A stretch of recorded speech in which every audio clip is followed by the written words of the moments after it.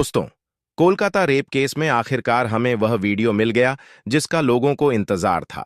CBI ने आंखें ढूंढ निकाला वह वीडियो जो उसे दिन उन अपराधियों ने मिलकर बनाया था। दोस्तों, अगर आप यह वीडियो देखना चाहते हैं तो आज का वीडियो आपके लिए देखना अत्यंत आवश्यक है, क्योंकि हम आपको यह वीडियो दिखाने जा रहे हैं। लेकिन उससे पहले आपसे हाथ जोड़कर विनती करेंगे कि वीडियो को देखने के लिए आपके पास अगर कोई बच्चा खड़ा है तो उसको दूर कर दें, क्योंकि यह केवल आप अकेले देखेंगे। इसमें दिखाई गई चीज आपको थोड़ा सहमा सकती है। लेकिन वीडियो दिखाने से पहले हम इस केस की पूरी जानकारी आपको बताएंगे, ताकि आपको पूरी जानकारी समझ में आए कि आखिर उसे दिन हुआ क्या था, किसने क्या किया था। संपूर्ण जानकारी देखने के बाद आपको यह वीडियो दिखाएंगे। अभी अभी कोलकाता में हुई दिल दहला देने वाली घटना से जुड़ी एक बड़ी खबर सामने आ रही है, जिसे जानकर आप हैरान रह जाएंगे। यह जानकारी इतनी चौंकाने वाली है कि इसे सुनकर आपके पैर तले जमीन खिसक जाएगी। अब तक जिस व्यक्ति को सभी आरोपी मान रहे थे, जिसे भारत भर में अपराधी समझा जा रहा था, असल में वह व्यक्ति आरोपी नहीं निकला, और असली दोषी का नाम सामने आते ही सच्चाई जानकर आप स्तब्ध रह जाएंगे। दोस्तों, हकीकत यह है कि दरिंदगी की यह घिनौनी घटना जिस हॉस्पिटल में होने की बात कही जा रही थी, असल में वहां नहीं हुई थी। अब इस मामले में बड़ा खुलासा हुआ है। दरअसल जिस वीडियो को अब तक दिखाया जा रहा था वह असलियत से बहुत दूर है, लेकिन जो वीडियो मैं आपको आगे दिखाऊंगा उसमें सब कुछ साफ साफ दिखाई देगा। इस वीडियो में हकीकत सामने आएगी कि डॉक्टर बिटिया के साथ दरिंदगी हॉस्पिटल में नहीं बल्कि कहीं और हुई थी। उस काली रात डॉक्टर बिटिया के साथ जो कुछ हुआ उसे देखकर और सुनकर भगवान ने भी शायद सोचा होगा कि आखिर उसने कैसे ऐसे दरिंदों को बना दिया जो अपनी वासना की प्यास बुझाने के लिए एक बेटी की जिंदगी को बर्बाद करने पर उतारू हो गए।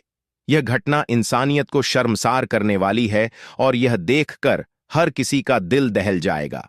आगे इस मामले में और भी चौंकाने वाले खुलासे होंगे जो इस हृदय विदारक घटना को एक नए मोड़ पर लेकर जाएंगे। इस घटना को का परिवार जीवन भर नहीं भूल सकता। साथियों, आपको बता दें कि अगर आप यह सोच रहे हैं कि डॉक्टर बिटिया का कातिल केवल संजय रॉय है, तो आप पूरी तरह से गलत हैं। अब इस मामले में बड़े खुलासे हो चुके हैं और सच सामने आने लगा है। आज हम आपको उन सबूतों के साथ वह सच्चाई बताएंगे जिसे आपने अभी तक ना सुना होगा, ना सोचा होगा। यह सच्चाई इतनी चौंकाने वाली है कि इसे जानने के बाद आपके होश उड़ जाएंगे और आप यह सोचने पर मजबूर हो जाएंगे कि आखिर यह इतना बड़ा खेल कैसे रचा गया। हम इस पूरे मामले की तह तक जाएंगे और आपको विस्तार से बताएंगे कि उस रात वास्तव में क्या हुआ था। लेकिन उससे पहले, अगर आप भी चाहते हैं कि डॉक्टर बिटिया को इंसाफ मिले, तो कमेंट में वांट जस्टिस या डॉक्टर लेडी जरूर लिखें। यदि आप अंग्रेजी में नहीं लिख सकते तो हिंदी में लिखें।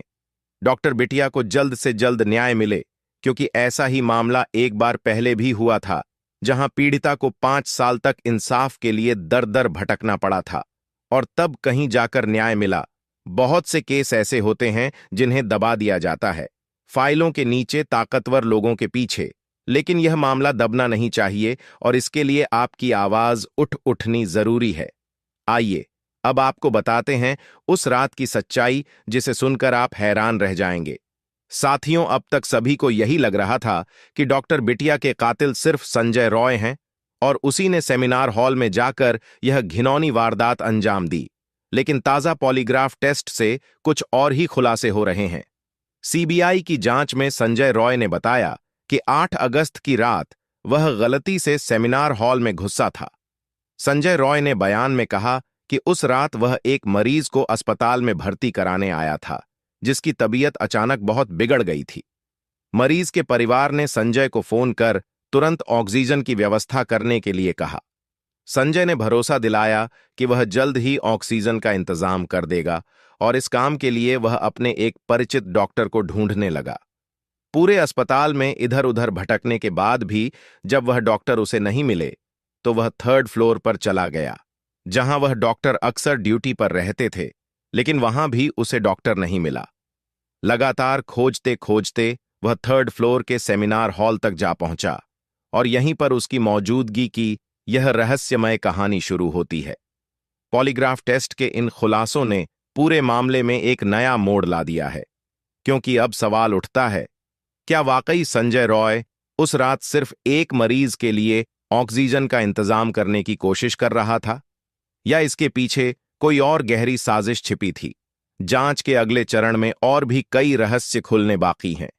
तो देखता है कि वहां डॉक्टर बिटिया की बॉडी पड़ी थी। उसने डॉक्टर बिटिया के शरीर को हिलाया, लेकिन कोई मूवमेंट नहीं हुआ। उसने इसे छुआ और उठाने की कोशिश भी की, लेकिन फिर भी डॉक्टर बिटिया के शरीर में कोई मूवमेंट नहीं दिखा। यह सब देख संजय रॉय घबरा गया और वहां से भाग निकला, और यहीं भागते वक्त किसी चीज से टकराकर वह लड़खड़ा आया और उसका ब्लूटूथ डिवाइस गिर गया। संजय रॉय ने बताया कि वह डॉक्टर बिटिया को पहले से नहीं जानता था, और जिस रात वह अस्पताल में आया, उस रात अस्पताल के गेट पर कोई सिक्योरिटी नहीं थी, कोई सिक्योरिटी गार्ड नहीं था, और ना ही किसी ने उसे रोका। और यहीं से यह पूरा केस एक नए मोड़ पर चला जाता है, और पता लगता है कि कई लोग हैं जिन्होंने इस घिनौनी सा साश में अपने अपने हिस्से का पाप किया, जिसमें यह 5 लोग गिरफ्तार हो चुके हैं। आइए एक एक कर सबके कुकर्म को देखते हैं, आपको सब कुछ बताते हैं। तो सबसे पहले शुरू करते हैं कि दार नंबर 5 से विप्लव सिंह। यह भी खुलासा हुआ था कि आरजीकर मेडिकल कॉलेज में कुछ ऐसा था जिसे डॉक्टर बिटिया जानती थी, और यही जानकारी उनके लिए खतरनाक साबित हो सकती थी। इस सिलसिले में विप्लव सिंह का नाम सबसे ऊपर आता है। डॉक्टर बिटिया को इस व्यक्ति से डर था। विप्लव सिंह अस्पताल में हुए भ्रष्टाचार के मामलों में सह आरोपी है, और मातारा ट्रेडर्स उनका मालिक भी है। इस मामले में एफआईआर भी मातारा ट्रेडर्स के नाम से दर्ज की गई है। बताया जा रहा है कि विप्लव सिंह के पिता मेडिकल कॉलेज में काम कर चुके हैं, और विप्लव ने अपने पिता के संबंधों का फायदा उठाकर पहले अस्पताल में पोस्टर और बैनर बनाने का काम शुरू किया, फिर धीरे धीरे दवाइयों की सप्लाई का ठेका ले लिया। इस तरह वह भ्रष्टाचार के इस जाल में और गहराई से फंसता चला गया। अब आइए आपको किरदार नंबर 4 से मिलवा है सुमन हाजरा। सुमन हाजरा संदीप घोष का हमराज और बेहद करीबी व्यक्ति है। सुमन अस्पताल में मटेरियल की सप्लाई का काम करता है, और संदीप के साथ उसका तालमेल बहुत अच्छा है। यह दोनों न सिर्फ व्यापार में साझेदार हैं, बल्कि दोस्ती में भी गहरे जुड़े हुए हैं। सुमन हाजरा और संदीप घोष की इस दोस्ती और अस्पताल के भीतर हो रहे भ्रष्टाचार के काले खेल ने पूरे मामले को और भी पेचीदा बना दिया है। यह स्पष्ट है कि डॉक्टर बिटिया जिन सच्चाइयों से वाकिफ थी, उन्हीं ने उनकी जान को खतरे में डाल दिया था। यह सरकारी दवाओं से लेकर मेडिकल उपकरणों की खरीद करके उन्हें दोबारा बाजार में बेचने का काम करता था। इसकी हाजरा मेडिकल शॉप के नाम से दुकान भी है, मतलब इसने खुद की शॉप भी खोल रखी थी। सुमन और विप्लव कोलकाता शहर के एक ही मोहल्ले में रहते हैं। ऐसे में शक है कि डॉक्टर बिटिया सुमन हाजरा के काले कारनामों को जान चुकी थी, और जल्द ही कोई बड़ा खुलासा करने वाली थी। इसका उसे काफी डर बना था। अब बात करते हैं किरदार नंबर 3, अफसर अली खान। संदीप घोष के साना लोगों में से एक एक नाम अफसर अली खान का भी है। अस्पताल के पूर्व उपाधीक्षक डॉ अख्तर अली ने बताया था कि संदीप अपनी सुरक्षा में प्राइवेट सिक्योरिटी रखता था। इसमें संजय रॉय के साथ साथ कुछ अफसर भी बाउंसर का काम करते थे। ऐसे में संदीप घोष की संजय रॉय से इतनी नजदीकियां कुछ न कुछ राज छुपाए बैठी थीं, इसलिए इन्हें भी गिरफ्तार कर लिया गया है। किरदार नंबर 2, संदीप घोष। संदीप घोष वह शख्स है जिसने अस्पताल के लावारिस शवों को भी नहीं बख्शा, यह उन्हें भी बाहर बेच देता था। अब संदीप घोष गिरफ्तार हो चुका है, लेकिन उसके अंदर छिपे कितने सच अभी भी बाहर नहीं आए हैं, यह सवाल हर किसी के मन में है।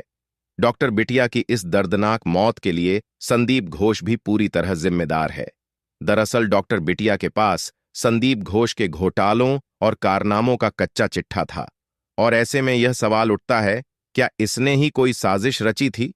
इसी अस्पताल के पूर्व उपाधीक्षक डॉक्टर अख्तर ने संदीप घोष के खिलाफ वित्तीय अनियमितताओं की शिकायत दर्ज कराई थी। उनके मुताबिक संदीप घोष अस्पताल के सारे कॉन्ट्रैक्ट अपने परिवार और रिश्तेदारों को दिलाता था, ताकि उनसे मनमर्जी के काम करवा सके। यहां तक कि बायोमेडिकल कचरे के निपटान में भी भारी चोरी की गई थी। घोष के कारनामों से नाराज लोगों का गुस्सा इस कदर बढ़ गया था कि जब सीबीआई उसे अलीपुर कोर्ट में पेशी के लिए लाई, तो तो कोलकाता के आरजीकर मेडिकल कॉलेज के पूर्व प्रिंसिपल को एक प्रदर्शनकारी ने थप्पड़ मारने की कोशिश की। प्रदर्शनकारियों ने उसे देखते ही चोर चोर के नारे लगाए और फांसी की मांग की। किरदार नंबर 1, संजय रॉय। कोलकाता के डॉक्टर रेप और मर्डर केस में संजय रॉय मुख्य आरोपी है। अब तक की जांच में यही सामने आया है कि इस खौफनाक वारदात को संजय रॉय ने अकेले ही अंजाम दिया। सीबीआई के पास उसके खिलाफ ठोस सबूत हैं जो उसके गुनाहों की चीख चीख कर गवाही दे रहे हैं। संजय रॉय के खिलाफ इतने पुख्ता प्रमाण हैं कि उसके बचने की कोई गुंजाइश नजर नहीं आती। इस पूरे केस में जहां एक तरफ संदीप घोष के घोटाले और साजिशें सामने आ रही हैं, वहीं संजय रॉय के खिलाफ सबूत उसे न्याय के कटघरे में खड़ा कर रहे हैं। अब देखना यह है कि इन दोनों दरिंदों को कब और कैसे उनके किए की सजा मिलती है। यह फिलहाल न्यायिक हिरासत में है। कोलकाता पुलिस ने इसे वारदात वाले दिन सुबह ही गिरफ्तार कर लिया था, पर अभी भी यह अलग अलग कहानियां सुना रहा है। चिंता की बात नहीं है। सीबीआई सबको ठो पीट कर सच मूंग से बाहर निकलवाना बहुत अच्छे तरीके से जानती है। प्रदर्शन कर रहे डॉक्टरों का आरोप है कि पुलिस ने रेप और मर्डर केस की जांच में शुरू से ही लापरवाही बरती है। इसके विरोध में डॉक्टरों ने पुलिस कमिश्नर गोयल की तस्वीरें हाथ में लेकर उनके इस्तीफे की मांग की। बीबी गांगुली स्ट्रीट पर रोके जाने के बाद डॉक्टरों ने पुलिस कमिश्नर का पुतला भी जलाया। धरने पर बैठे एक डॉक्टर ने न्यूज एजेंसी पीटीआई से कहा, हमें अंदाजा नहीं था कि कोलकाता पुलिस हमसे इतनी डरी हुई है कि हमें रोकने के लिए 9 फीट ऊंचा बैरिकेड लगा देगी। हमारा आंदोलन तब तक जारी रहेगा जब तक हमें लाल बाजार पहुंचकर कमिश्नर से मिलने की अनुमति नहीं मिलती। हम तब तक यहीं बैठे रहेंगे। सोमवार 2 सितंबर को कोलकाता हाईकोर्ट के पूर्व जज और वर्तमान सांसद अभिजीत गंगोपाध्याय भी प्रदर्शनकारियों का समर्थन करने के लिए धरना स्थल पर पहुंचे। हालांकि डॉक्टरों ने उनकी मौजूदगी पर हंगामा खड़ा कर दिया और गो बैक के नारे लगाने लगे। इस पर भाजपा सांसद गंगोपाध्याय ने कहा, उन लोगों ने मुझे गलत समझा है। मैं यहां एक आम नागरिक के रूप में उनका समर्थन करने आया हूं। मैं उनके खिलाफ नहीं हूं। सांसद ने पुलिस कमिश्नर से अपील करते हुए कहा, कमिश्नर डॉक्टरों से मिलने क्यों नहीं आ रहे? गंगोपाध्याय का कहना था कि पुलिस को डॉक्टरों की बात सुननी चाहिए और उनके सवालों का जवाब देना चाहिए, क्योंकि यह मामला बहुत गंभीर है। डॉक्टरों का आंदोलन लगातार तेज हो रहा है और जब तक उन्हें न्याय नहीं मिलता तब तक यह विरोध खत्म होने की संभावना नहीं दिखती। उन्होंने कहा, यह प्रदर्शनकारी डॉक्टर हैं, गुंडे नहीं हैं। नए कानून के हिसाब से क्या कोलकाता के दोषी को 10 दिन में फांसी हो जाएगी? दरअसल पश्चिम बंगाल विधानसभा में मंगलवार को एंटी रेप बिल पास हो गया। नए कानून के तहत रेप केस की 21 दिन में जांच पूरी करनी होगी। इसके अलावा पीड़ित के कोमा में जाने या मौत होने पर दोषी को 10 दिन में फांसी की सजा होगी। भाजपा ने भी बिल का समर्थन किया है।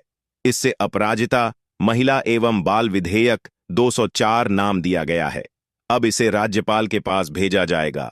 उसके बाद यह राष्ट्रपति के पास जाएगा। दोनों जगह पास होने के बाद यह कानून बन जाएगा। और जैसा कि संजय रॉय ने अपनी कहानी में बताया है कि वह उस रात एक डॉक्टर को ढूंढता हुआ सेमिनार हॉल में पहुंचा था, पर वहां बॉडी पहले से पड़ी थी, पर सीसीटीवी कुछ और ही बयान कर रही है।